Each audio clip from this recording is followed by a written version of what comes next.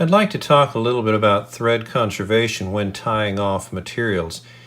In another video we talked about tying off materials on a thread foundation and also putting adjacent winds to make a more secure lock of the material.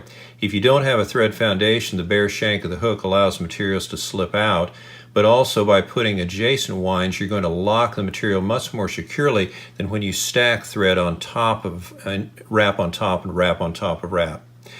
We're going to kind of zoom through this fly rather quickly because the important part is going to be tying off, not the winding. It's a woolly bugger, but that doesn't matter. But I do want to point out one thing and before we wind, and that is I've tied the materials on the far side of the shank of the hook away from the tail.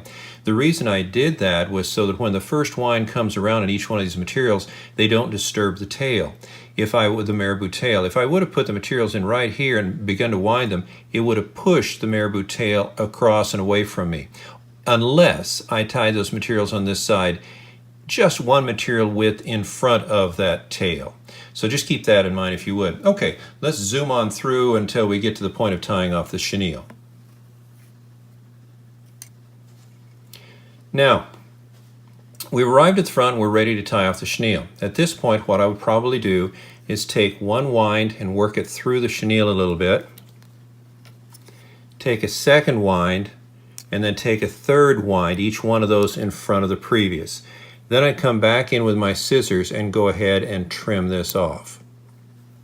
Okay? The next step will be to wind the tinsel rib, and again we'll go through that quickly as well.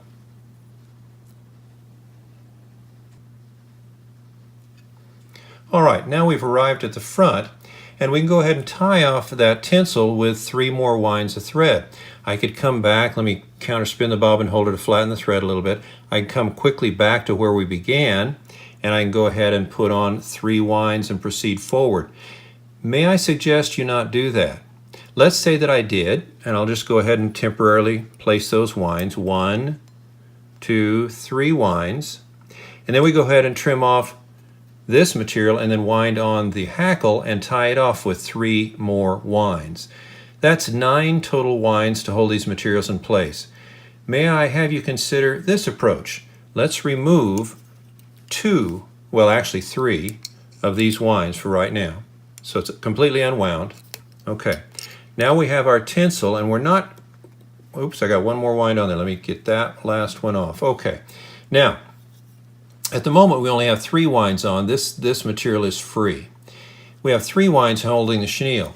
Remove 2, put on 3.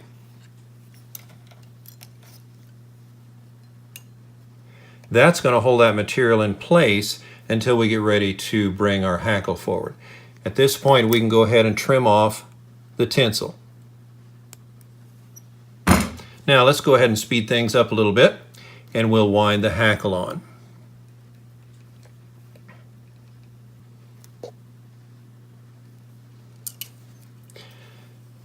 Now we've arrived at the front, we're ready to tie off the hackle. I'm going to remove 2 winds. Now that leaves a total of only 2 winds holding the chenille, 1 wind holding the tinsel. Come in with our thread, work it through our hackle. 1, well let me make this a little cleaner here, 2, 3 winds. You have a total of 5 winds holding these materials in place. Now you can go ahead and form your head and whip finish your fly. And the whole point is, instead of putting 9 winds of thread to hold these materials in place, you have just as much security with 5 winds.